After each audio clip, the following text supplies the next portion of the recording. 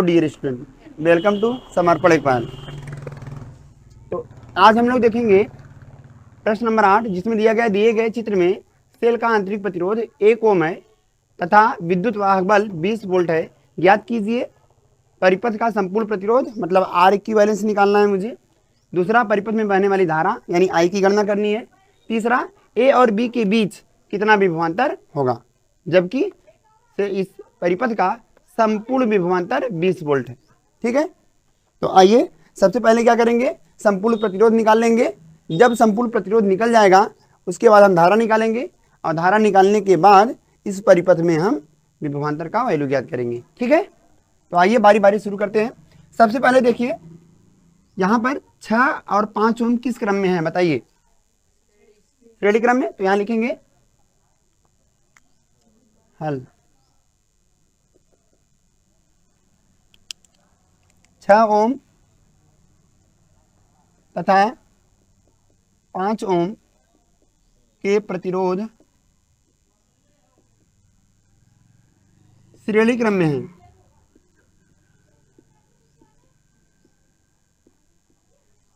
इनका परिणामी, चलिए इनके परिणामी को हम दिखा दे रहे हैं, किसी से भी दिखा सकते हैं, R1 से, RS से, जो आपका मन करे दिखा दीजिए।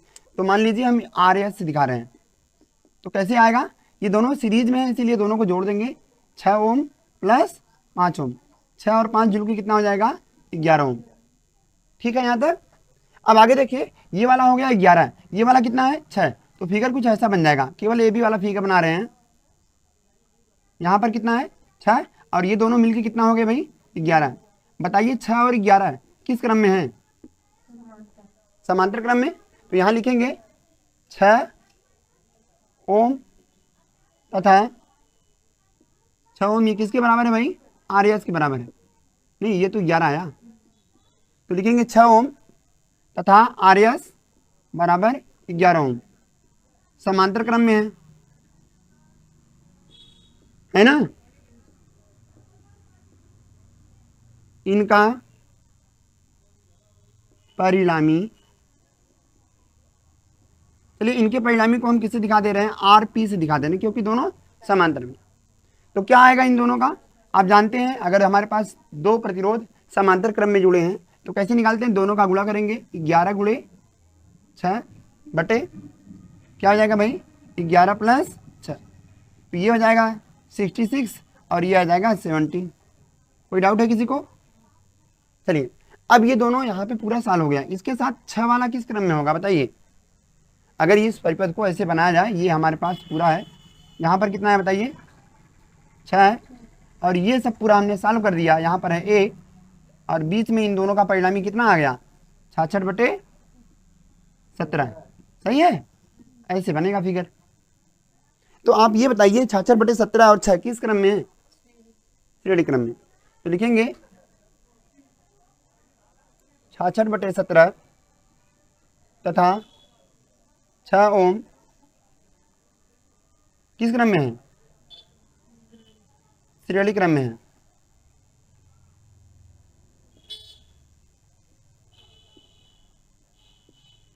इनका परिणामी, चलिए इनके परिणामी को हम R1 से दिखा दे रहे हैं, किसी से भी दिखा सकते हैं। हम किससे दिखा रहे हैं, तो R1 कैसे निकलेगा, श्रेणी क्रम में कैसे निकालते हैं, दोनों को जोड़ देंगे, 66 बटे 17 प्लस 6, तो बटे 1 मान लेते हैं, दोनों का एलसीएम कितना आएगा 17 आएगा। इसका इसमें गुणा करेंगे 66 प्लस इसका इसमें गुणा करेंगे 102, दोनों को ऐड करेंगे 168/17 ओम। अब एक चीज बताइए, आंतरिक प्रतिरोध कितना है यहाँ पर, यहाँ भी तो एक आंतरिक प्रतिरोध है 1 ओम का, तो लिखेंगे संपूर्ण प्रतिरोध बराबर, देखो R1 एक्सटर्नल लिख लेते हैं, प्लस आंतरिक प्रतिरोध जो रहता है इसको जोड़ देते हैं इसी के साथ, आंतरिक प्रतिरोध। तो बताइए मुझे ये R1 का वैल्यू कितना है 168 बटे 17 है, और प्लस आंतरिक प्रतिरोध कितना है 1। अगर आप इसको सॉल्व करोगे तो यहाँ पे दोनों का एलसीएम आ जाएगा 17, इसका इसमें गुणा करेंगे 168 आएगा, और फिर यहाँ पे गुणा हो जाएगा, ये 17 आएगा। आप दोनों को जोड़ोगे तो क्या है, 185 आएगा क्या, बटे 17। सही है। तो ये अगर आप भाग देना चाहोगे तो 2 पॉइंट समथिंग आएगा, कितना आएगा, सॉरी 10 पॉइंट समथिंग, है ना, नहीं तो यहीं पे छोड़ दीजिए। अब मेरा एक क्वेश्चन सॉल्व हो गया, ठीक है, ये पहला था। अब क्या निकालेंगे, परिपथ में धारा। तो परिपथ में धारा कैसे निकालते हैं, कोई जानता है? दूसरा प्रश्न करेंगे, परिपथ में धारा। हमने आपको ऑलरेडी बता दिया है कि I बराबर क्या होता है, V/R। V का वैल्यू कितना है 20 और R का वैल्यू कितना है, R मतलब टोटल R, तो R इक्विवेलेंस कर सकते हो, कितना आएगा 185 बटे, सही है, ये बटे में ऊपर चला जाएगा, गुणे हो जाएगा।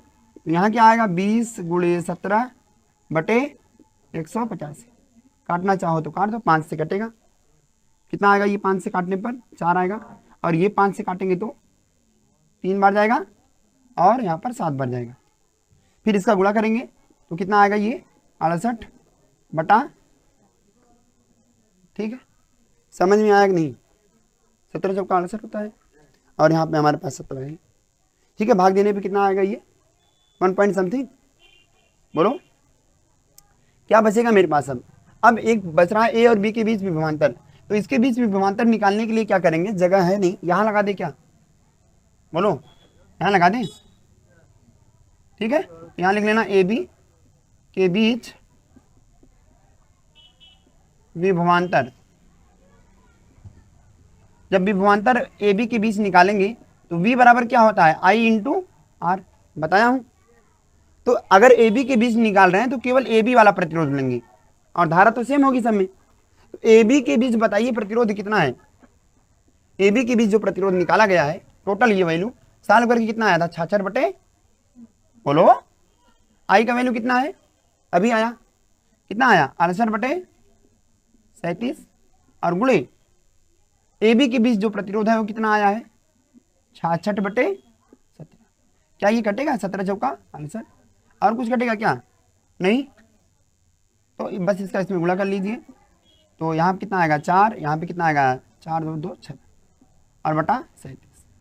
समझ में आ गया क्या, मात्रा क्या होगा, बोल्ट, नोट करो, पॉज करो,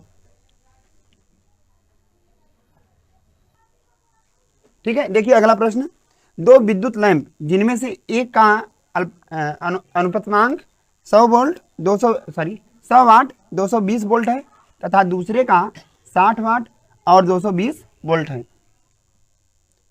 विद्युत मेंस के साथ समांतर क्रम में जोड़े गए हैं।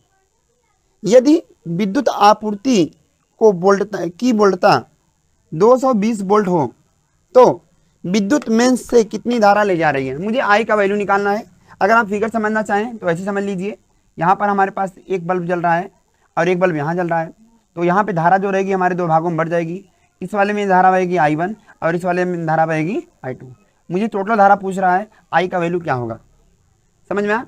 तो एक बार हम क्या करेंगे, इस फार्मूले का यूज करते हुए यहाँ पे हमारा ये P1 हो जाएगा और ये हमारा V1 हो जाएगा ना। फिर इसी प्रकार से ये हमारा P2 हो जाएगा और ये हमारा V2 हो जाएगा। तो यहाँ से हम वैल्यू निकाल लेंगे, किसका किसका वैल्यू निकलेगा, एक बार I1 का वैल्यू निकलेगा, एक बार I2 का। अब इन दोनों का परिणामी निकालने के लिए मुझे दोनों जोड़ना पड़ेगा, तब I का वैल्यू आ जाएगा। समझ में आया कि नहीं आया क्वेश्चन।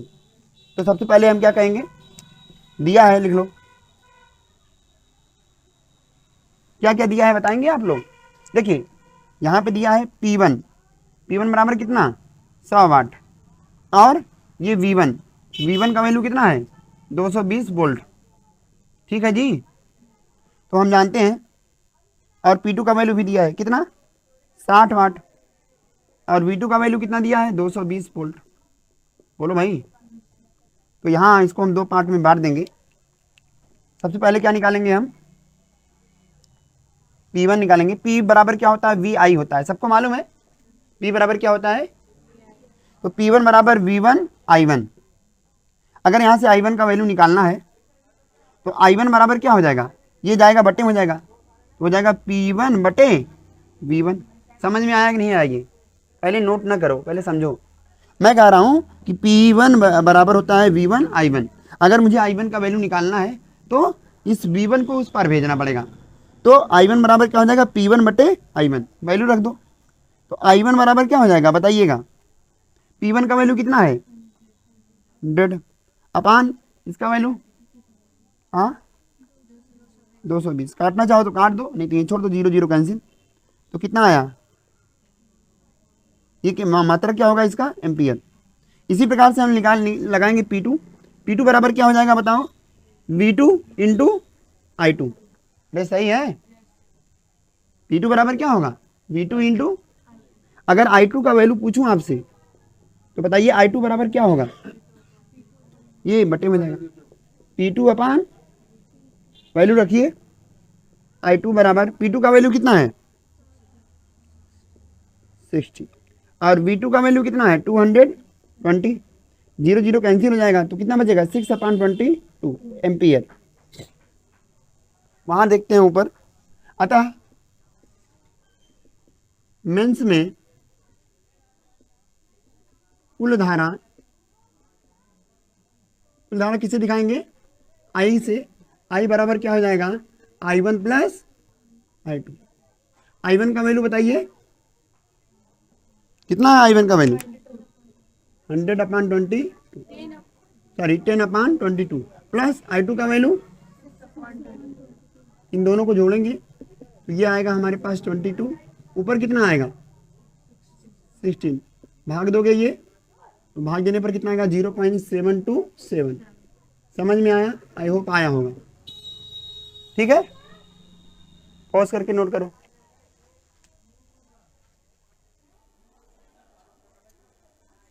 हो गया, चलो देखो अगला प्रश्न है, ये वाला प्रश्न है, एक विद्युत परिपथ में किसी चालक में बहने वाली धारा का मान 10 एम्पियर है। इसका मतलब आई का वैल्यू कितना दिया है 10 एम्पियर। फिर हमसे पूछ रहा है कि प्रति सेकंड गुजरने वाले इलेक्ट्रॉनों की संख्या ज्ञात कीजिए। तो हम जानते हैं आई बराबर क्या होता है Q अपान T, और Q बराबर क्या होता है NE अपान T, और T का वैल्यू कितना दिया प्रति सेकंड ना, मतलब 1 सेकंड। तो आपके पास क्या है यहाँ पर देखिए, N का वैल्यू निकालना है, E का वैल्यू कितना होता है कोई बताओ, E का वैल्यू कितना होता है 1.6 इंटू 10⁻⁻19। E का वैल्यू रखिए, N का वैल्यू निकालना है, T का वैल्यू 1 है, I का वैल्यू दिया है, तो यहाँ हो जाएगा 10 बराबर N का वैल्यू निकालना है, यहाँ हो जाएगा 1.6 इंटू 10⁻⁻19 और बटे में 1। ठीक है बेटा, हो जाएगा, कर लोगे, रख के कर लेना सब लोग, ये आपका होमवर्क है, तो इसको मैं बता रहा हूँ। ठीक, प्रश्न क्या है, आपके घर में प्रयुक्त 1.5 किलोवाट का एक एयर कंडीशनर लगा है। 1.5 किलोवाट क्या है, शक्ति है, क्या है वाट है ना, तो शक्ति है, यहाँ लिखेंगे वैद्युत शक्ति, वैद्युत शक्ति P बराबर 1.5 किलोवाट। अब अगला क्या है, 10 घंटा तक चला जाता है, तो हम यहाँ पर हमारे पास समय जो है कितना है 10 घंटा प्रति माह, मतलब 1 महीना। ठीक है, तो कुल समय क्या हो जाएगा, यहाँ पे 30 से गुणा कर देंगे। सबको समझ में आया कि नहीं आया, नहीं आया, 30 से गुणा क्यों किया, सबको समझ में आया, क्योंकि यहाँ प्रति माह दिया, तो 1 महीना चलाना है ना, तो 1 महीने में कितने दिन होंगे 30 दिन, 1 दिन में 1 घंटा चलेगा, तो 30 दिन में कितना चलेगा 300 घंटा। समझ में आया क्या, तो ये हो गया हमारा 300 घंटा। फिर क्या पूछ रहा है, कह रहा है कि बताइए कितना विद्युत ऊर्जा खर्च होगी यदि प्रति यूनिट खर्च 7 रुपए है। तो हम जानते हैं 1 यूनिट बराबर क्या होता है, 1 यूनिट बराबर होता है वाट गुणे घंटा गुणे समय, बोलिएगा, बटे 1000। ठीक है, वाट कितना है बताइए, ये हमारे पास किलोवाट है, तो इसको वाट में चेंज कर लीजिए, 1.5 गुणे 1000। जब 1000 का इसमें गुणा करेंगे, एक अंक से दशमलव कैंसिल हो जाएगा, कितना बचेगा, या ऐसे रहने दो, 1.5 गुणे 1000। और घंटा कितना है, कितने घंटे चलता है, बोलो भाई, प्रतिदिन कितने घंटे चलता है, और कितने दिन तक चलेगा 30 दिन तक, बटे 1000। क्या ऊपर नीचे 1000 है, क्या ये कैंसिल हो जाएगा, है नहीं। फिर देखिए आप गुणा करेंगे, इसका गुणा इसमें करिए, तो जब 1.5 में 3 का गुणा करेंगे तो 4.5 5 हो जाएगा, और गुणे कितने जीरो रहेंगे पीछे, 1 2, तो एक अंक पे दशमलव है, एक जीरो खत्म, एक अंक पे दशमलव है, इसलिए एक जीरो क्या हो जाएगा, खत्म हो जाएगा। तो कितना बचेगा 10, 10 का गुणा 45 में करेंगे, ये 1 यूनिट हो गया, तो सॉरी टोटल यूनिट हो गया, कुल यूनिट यहाँ लिखेंगे, कुल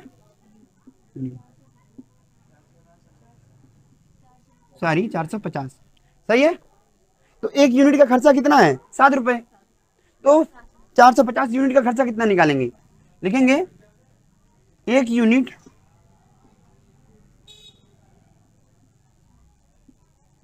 का खर्च बराबर कितना है, 7 रुपए। आप कितनी यूनिट का खर्च निकालोगे, 450 यूनिट का खर्च, तो 450 गुणे 7, बताओ कितना आएगा, 0 35 आएगा, यहाँ पे 28 + 3 31 आएगा, और ये हमारा रुपीज।